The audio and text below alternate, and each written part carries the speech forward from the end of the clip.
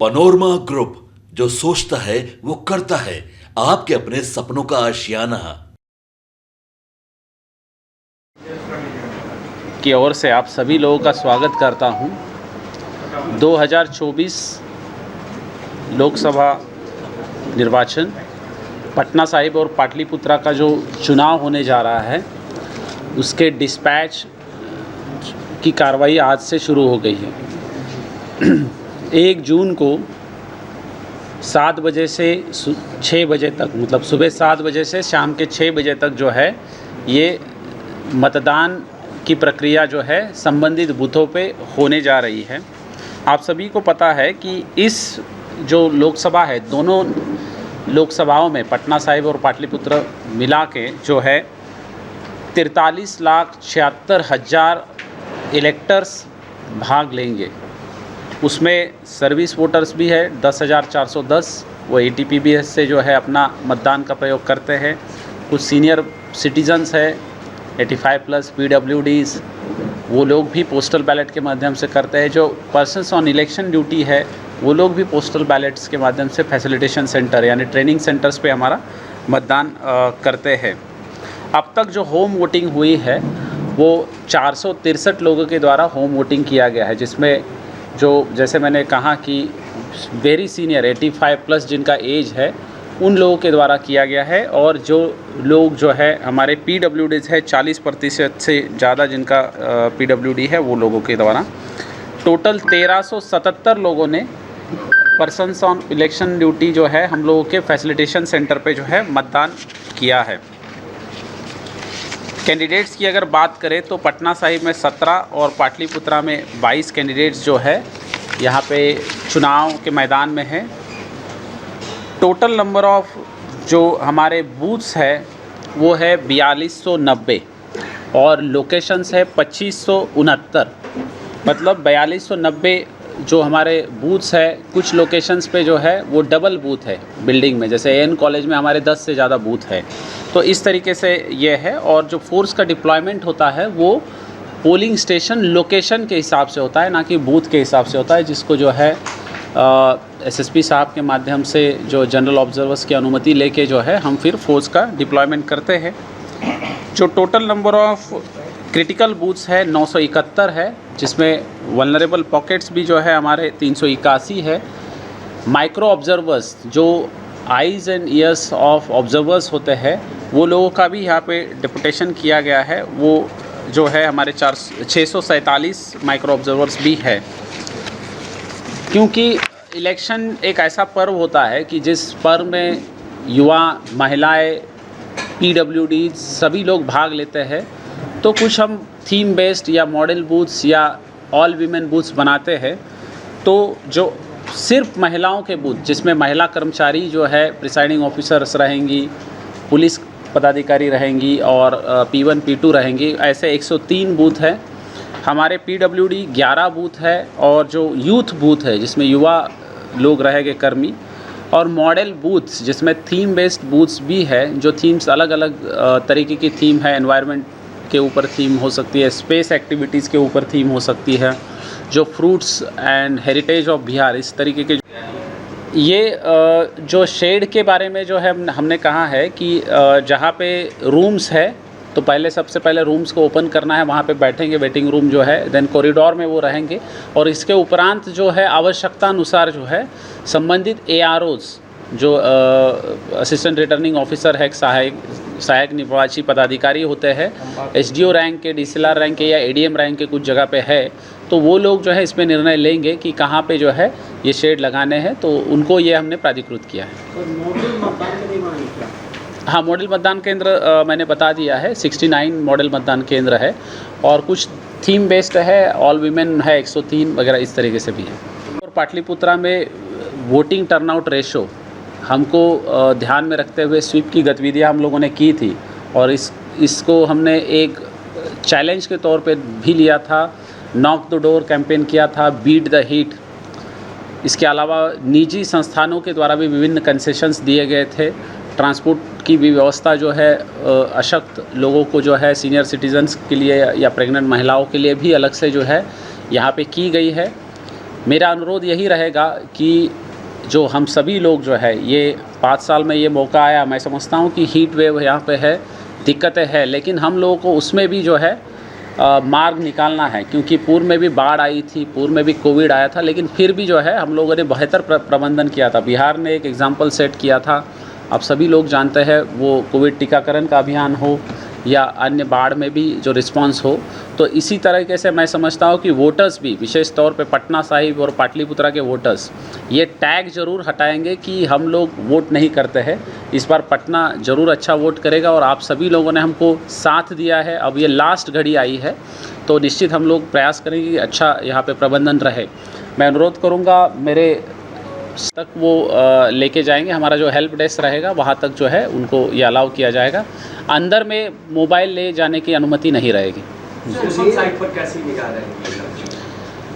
MCMC committee ज़िले में कार्यरत रहती है, जहाँ पे हम लोग बैठे हैं अभी। ये हमारा एक तो जिला नियंत्रण, इंटीग्रेटेड जिला नियंत्रण कक्ष रहेगा। यहाँ पे 3 तरीके के जो है हम नियंत्रण रखेंगे। एक तो वेबकैम्स जो लगाया है हमारे 50% से ज़्यादा बूथों पर, 4290 जो हमारे बूथ है उससे 50% करेंगे। उतने जगह पे जो है निर्वाचन आयोग के द्वारा जो एजेंसी है उनको हमने प्लेस किया है, तो वेबकैम से भी हम यहाँ पे देखेंगे।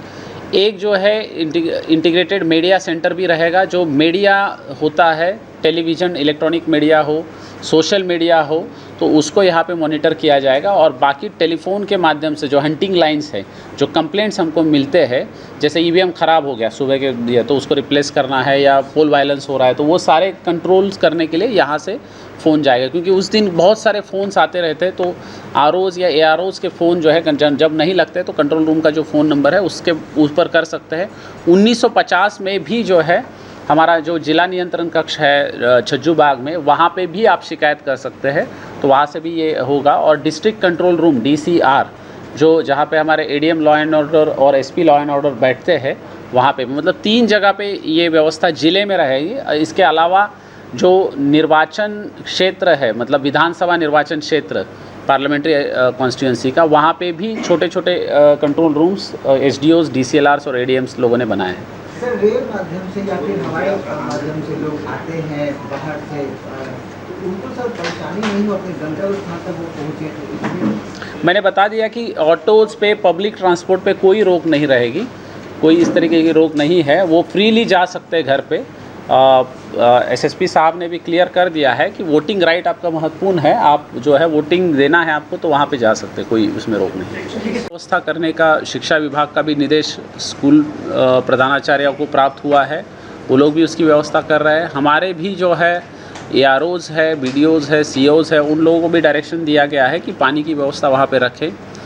रूम स्कूल्स के खोलने का भी निर्देश दिया गया है, ताकि जो है वो वेटिंग रूम पे तौर पे हो सकते हैं, कॉरिडोर्स में भी लाइन लगा सकते हैं, और जहाँ बिल्कुल कुछ नहीं है वहाँ शेड की व्यवस्था भी ये लोगों को करना है। आशा वर्कर्स को भी बूथ पे डिप्लॉय किया गया है, वो ORS वगैरह लेके रहेंगे। और क्योंकि एम्बुलेंसेस हमारे भ्रमणशील रहेंगे, तो अगर कोई ऐसा इंसिडेंस आता है तो voters as well as polling कर्मी, उनके लिए भी व्यवस्था की जाएगी कि अच्छी मेडिकल फैसिलिटी उपलब्ध रहे। मेरा अनुरोध बस सभी लोगों से यही रहेगा कि जब भी बूथ पे आप लोग आते हैं तो प्रॉपर हाइड्रेशन के साथ आ जाए, मतलब पानी पी के आ जाए, कैप अपने पास रखे या छाता भी रख सकते हैं, क्योंकि आने का जो मार्ग है वो उतना चलने में भी आपको दिक्कत नहीं हो। बाकी प्रशासन भी आपके साथ रहेगी। एयर एम्बुलेंस भी जो है पटना एयरपोर्ट पे हमने तैनात की गई है, जो 7वें फेज़ के लोकसभा चुनाव में ज़िले जा रहे हैं, वहाँ पे कई अगर बहुत क्रिटिकल केस है तो उनको लिफ्ट करने के लिए जो है हेलीकॉप्टर भी वहाँ पे जो है निर्वाचन आयोग के द्वारा जो है वहाँ पे दिया गया है। यहाँ पे कुछ कर्मियों को जाने आने में दिक्कत ना हो, तो अब कम्युनिकेशन प्लान भी शेयर किया गया है पोलिंग पार्टीज़ को। आज मिलान भी हो गया पुलिस ऑफिसर और जो हमारी पोलिंग पार्टीज़ है, तो कल जो है EVM मशीन लेके ये लोग संबंधित बूथों की तरफ जो है रवाना। सामान्य बूथ है, तो सारे जो क्रिटिकल बूथ हैं वहाँ सभी जगहों पर केंद्रीय बलों की प्रतिनियुक्ति की गई है, और जो सामान्य बूथ हैं वहाँ पे भी, क्योंकि पर्याप्त संख्या में हम लोग को केंद्रीय बल मिला था, तो केंद्रीय बलों की प्रतिनियुक्ति की गई। और उसके अलावा जो हमारा स्टेट का आर्म पुलिस है, BSF है, उसके बलों की प्रतिनियुक्ति की गई है। और विभिन्न जिलों से जो बल हमको प्राप्त हुए थे उनकी भी प्रतिनियुक्ति बूथों पर की गई, और पटना जिला के जो जिला बल हैं उनकी भी प्रतिनियुक्ति। इस प्रकार से कई जो केंद्रीय बल, बीएसएफ और जिला बल की प्रतिनियुक्ति बूथ पर की गई, जो पर्याप्त संख्या में जो आयोग के निर्देशों के अनुरूप है उसके अनुसार की गई है। इसके अलावा प्रत्येक बूथ पर जो बलों की प्रतिनियुक्ति है वो भवन पे की गई है।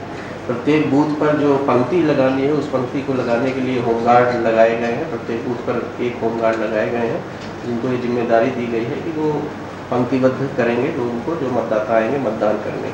इस संबंध में ये भी जो है जो निर्वाचन आयोग का निर्देश है उसके अनुसार कोई मतदाता यदि अपने निजी वाहन से आकर बूथ पर मतदान करना चाहते हैं तो उसमें कोई रोक नहीं है।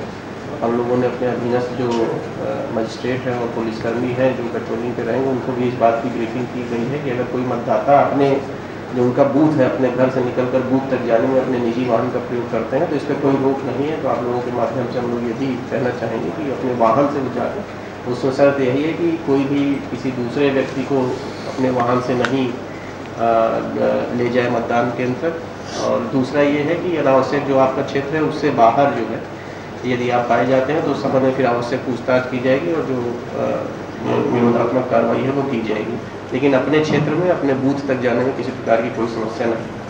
इसके अलावा हम लोगों ने सुरक्षा के दृष्टिकोण से जो हमारे सेक्टर हैं, सेक्टर और जो सेक्टर आब्लिक जोनल मजिस्ट्रेट हैं उनके साथ भी बलों की प्रतिनियुक्ति की गई है। जो सामान्यतः 10 बूथों पर एक सेक्टर ऑफिसर और सेक्टर पुलिस ऑफिसर रहेगा।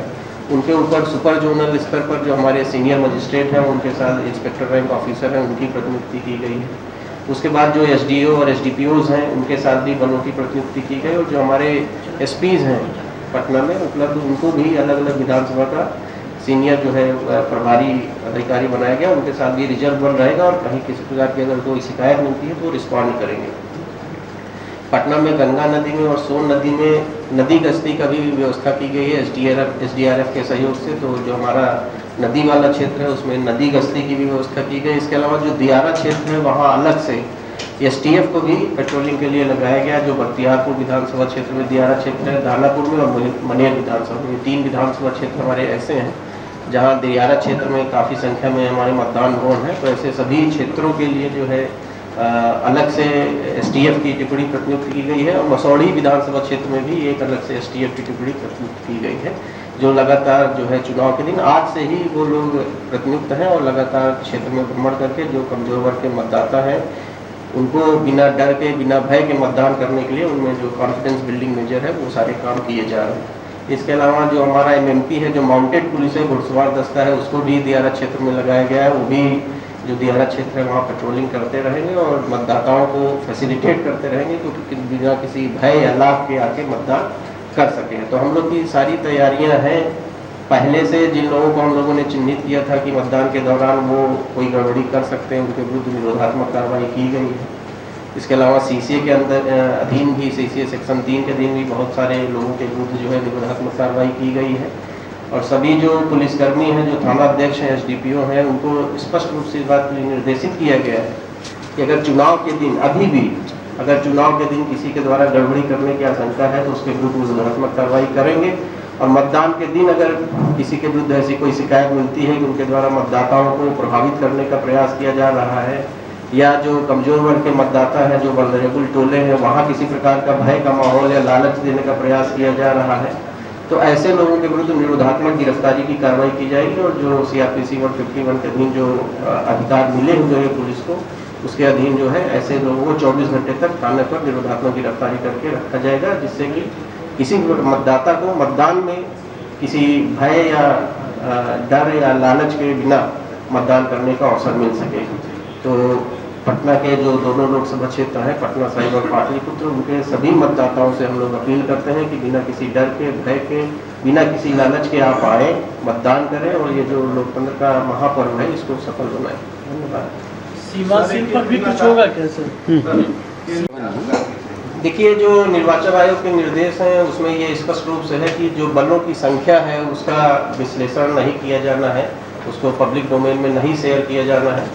लेकिन जो हम आपको बताना चाहेंगे वो ये है कि जो निर्वाचन आयोग के निर्देश हैं कि क्रिटिकल बूथ पे कितनी संख्या में बलों की प्रतिनियुक्ति की जानी है, जो सामान्य बूथ है भवन है उस पर कितनी संख्या में बलों की प्रतिनियुक्ति की जानी है। इसके अलावा एक भवन में कितने बूथ हैं इसका भी वर्गीकरण है। अगर 1 से 2 बूथ हैं तो कितने बल प्रतिनियुक्त किए जाने हैं, 3-4 बूथ हैं तो कितने बल प्रतिनियुक्त किए जाने हैं, 4 से ज़्यादा है तो कितने बल प्रतिनियुक्त किए जाने हैं। तो हम लोगों ने जो वर्गीकरण है और जो निर्देश है आयोग का, उसके अनुरूप बलों की प्रतिनियुक्ति की।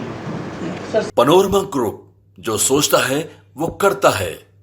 अगर ये वीडियो पसंद आई और वह बिहार के राजनीति और बिहारियत से सरोकार रखेनी तो सब्सक्राइब बटन दबा के चैनल के सब्सक्राइब कर ली।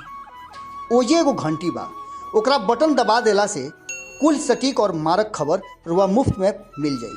अगर रुआ पत्रकारिता के हमनी के नया प्रयोग में सहयोग कर चाहतानी तो ज्वाइन बटन दबा दी।